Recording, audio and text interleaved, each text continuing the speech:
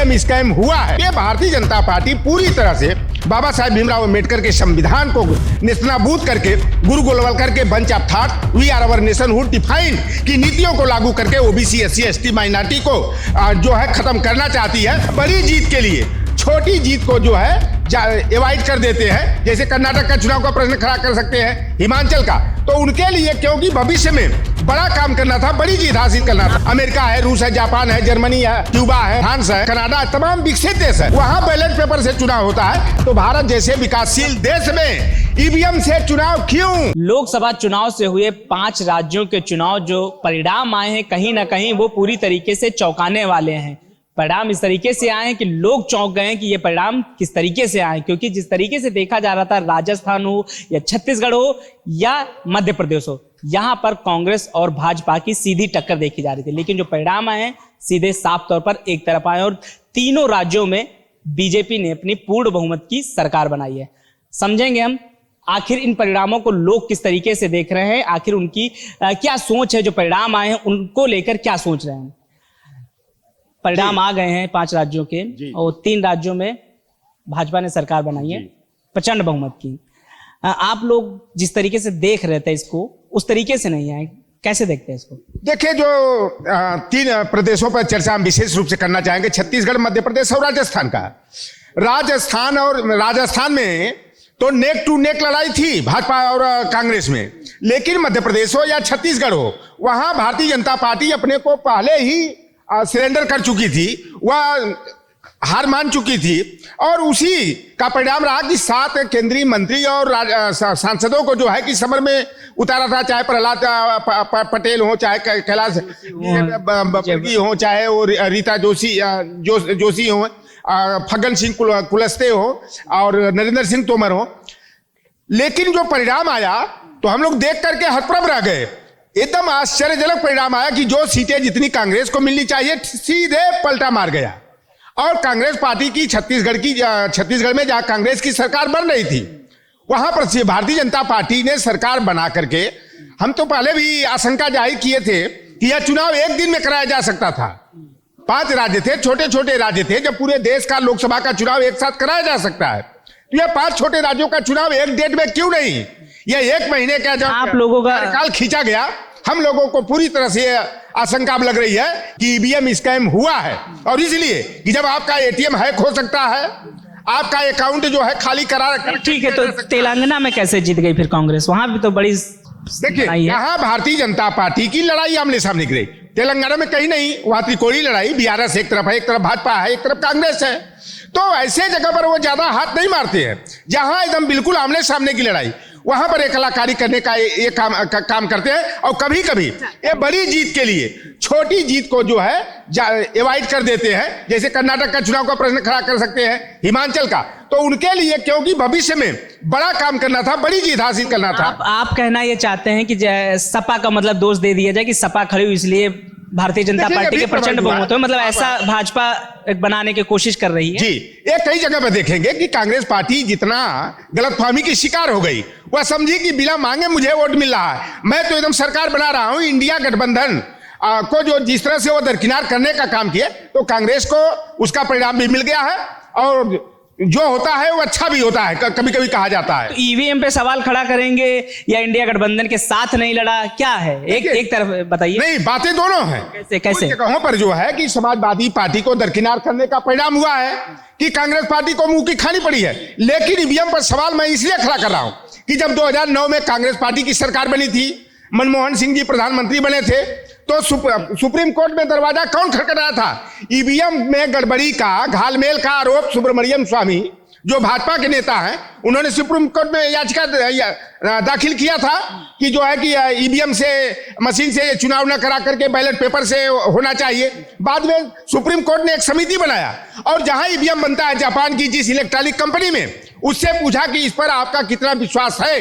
तो उस electronic company ने कहा था कि मैं ईवीएम बनाता हूं, इसकी चिप बनाता हूं, लेकिन मैं इसकी विश्वास। एक सवाल ये बताइए कि ईवीएम की गड़बड़ी है या सपा की, वहां सपा को ऑप्शन के तौर पर भाजपा का यूज करना? मैं कहा पूरे प्रदेश में तो सपा लड़ी नहीं, दर्जन भर सीटों पर जो है कि समाजवादी पार्टी और कांग्रेस का वोट जोड़ दिया जाता, वहां पर जो है कि कांग्रेस का या सपा का विधायक हो जाता, या कुछ जगह तो प्रभावित हो, लेकिन सीधे दुगुना से अधिक सीटें जो भारतीय जनता पार्टी ने पाया, यह अप्रत्याशित है। इसलिए मैं कहता हूं कि ईवीएम स्कैम की पूरी आशंका है, नहीं तो इतना लंबा पीरियड जो है चुनाव को खींचने का कोई औचित्य नहीं था। तो भारतीय जनता पार्टी ने पहले ईवीएम पर सवाल खड़ा किया, सुप्रीम कोर्ट ने कहा था कि वीवीपैट होना चाहिए, तो अब तो मैं मांग करता हूं कि वीवीपैट की भी काउंटिंग होनी चाहिए, लेकिन उसको दरकिनार कर दिया जाता है। और भाई मैं जानना चाहता हूं कि जब अमेरिका है, रूस है, जापान है, जर्मनी है, क्यूबा है, फ्रांस है, तो कनाडा, तमाम विकसित देश है, वहां बैलेट पेपर से चुनाव होता है, तो भारत जैसे विकासशील देश में ईवीएम से चुनाव क्यों? नहीं तो आप लोग अब क्या करेंगे ईवीएम को लेकर? क्या मतलब लोग अब इस चीज को लेकर क्या एक आंदोलन करने की तैयारी करेंगे या प्रदर्शन करने की तैयारी करें कि अब ईवीएम से चुनाव हो, क्योंकि लोकसभा चुनाव का बड़ा चुनाव है? देखिए, हम लोग तो आवाज उठा रहे हैं, लेकिन दिक्कत क्या होती है, लोकतांत्रिक प्रणाली में हमारे संवैधानिक जो व्यवस्था है उसके नेताओं को, क्या कांग्रेस पार्टी को मजबूती से ईवीएम का विरोध करना चाहिए। लेकिन सहयोगी पार्टी है ना, सहयोगी है ना, हम लोग क्षेत्रीय दल, लेकिन इसका विरोध करने के लिए राष्ट्रीय पार्टी को जो है कि आगे आना होता है। अब कांग्रेस पार्टी निश्चित रूप से जो है कि जो क्षेत्रीय दल आवाज उठाते थे, कुछ सोशल प्लेटफॉर्म से लोग आवाज उठाते थे, बामन मेश्राम भी लंबा आंदोलन उन्होंने ईवीएम के विरोध में किया।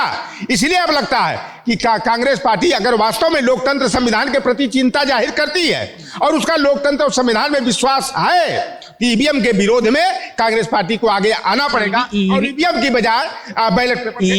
ईवीएम को लेकर प्रदेश के दिल्ली के कार्यालय पर कांग्रेस के कार्यकर्ताओं ने तमाम तरीके का विरोध भी जताया था, प्रदर्शन भी किया था, और उन लोगों ने यह भी कहा कि चुनाव लड़ने की कोई बात नहीं जब तक ईवीएम बंद ना हो, मतलब बैन ना हो। सारे दलों को 2024 का लोकसभा चुनाव हो रहा है, कांग्रेस तो आवाज उठा रही है ना, बैलेट पेपर से चुनाव नहीं होता है, तो सारे दलों को चुनाव का बहिष्कार करना चाहिए। और एक ईवीएम का घोटाला नहीं हुआ है, ईवीएम स्कैम नहीं हुआ है।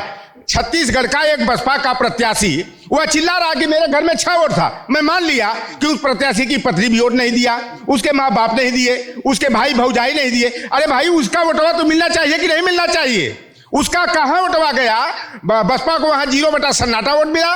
ईवीएम है, ईवीएम में खेल है। इसलिए भारतीय जनता पार्टी ने बड़े बड़े दावे करती है, 80 में 80 जीतेंगे, ये करेंगे, लेकिन यह सभी दलों को सावधान कर दिया। और विशेष करके हम लोग सोशल एक्टिविस्ट हैं, हम लोगों को चिंता है कि अगर बाबा साहब भीमराव अम्बेडकर का संविधान नहीं रहेगा, लोकतंत्र नहीं रहेगा, तो ये लगता है कि आरएसएस के इशारे पर भारतीय जनता पार्टी की सरकार, जैसे जिनपिंग ने, किम जोंग ने और पुतिन ने आजीवन प्रधानमंत्री पद का जो है प्रस्ताव पारित कर दिया। ये जो है इलेक्शन कमीशन में देख लीजिए कि उसको निष्पक्ष एजेंसी कहा जाता था। पहले क्या होता था कि प्रधानमंत्री, प्रतिपक्ष का नेता और सुप्रीम कोर्ट के मुख्य न्यायाधीश होते थे। मुख्य न्यायाधीश को दरकिनार कर दिया, प्रधानमंत्री प्लस प्रधानमंत्री द्वारा नामित मंत्री और प्रतिपक्ष का नेता, तो दो एक से तो बहुमत हो गया। ये भारतीय जनता पार्टी पूरी तरह से बाबा साहेब भीमराव अम्बेडकर के संविधान को निस्तानाबूद करके, गुरु गोलवलकर के bunch of thought, we are our nationhood defined की नीतियों को लागू करके ओबीसी, एससी, एसटी, माइनॉरिटी को जो है खत्म करना चाहती है, सामाजिक न्याय से वंचित करना चाहती है और मनुस्मृति का विधान लागू। आप लोग अब क्या करेंगे? आप लोग अब क्या करेंगे इसको लेकर? आप लोग क्या करेंगे? उतर करके संघर्ष होगा। अब जनता देख लीजिए, आप नहीं देख रहे खंगाली मीडिया को।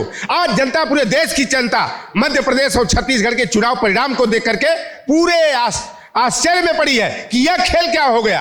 कांग्रेस की सरकार बन रही थी 2/3 बहुमत से और भारतीय जनता पार्टी 2/3 से बहुमत बना लिया। राजस्थान में आसपास की लड़ाई थी, लेकिन फिर भी वहां पर भी कांग्रेस की सरकार बनती, चाहे 21 सीट से अधिक से होती, चाहे 2 सीट से होती। फाइटिंग में होना चाहिए था। हाँ, लेकिन यह परिणाम जो आश्चर्य में डालने वाला हुआ, इससे सारी देश की जनता, जिनका लोकतंत्र में, संविधान में विश्वास है, वह ईवीएम पर सवाल खड़ा कर रहा है। और डॉक्टर राम निषाद भी ईवीएम पर सवाल खड़ा कर रहा कि जब विकसित देशों में ईवीएम से चुनाव न करा करके बैलेट पेपर से कराया जाता है, तो भारत जैसे विकासशील देश में भी ईवीएम हटाओ, बैलेट पेपर से चुनाव कराओ। तो सुन रहे थे आप लॉटन राम निषाद जी को, साफ तौर पर बता रहे हैं कि जो चुनाव के परिणाम है, तो कहीं ना कहीं ईवीएम पर बड़ा एक सवाल खड़ा होता है और इसको लेकर जो विपक्ष के लोग हैं अभी ईवीएम को बैन करने के लिए बड़ा आंदोलन भी कर सकते हैं। कैमरा पर्सन साकेत के साथ मैं Avinash the Inquilab express, Lucknow.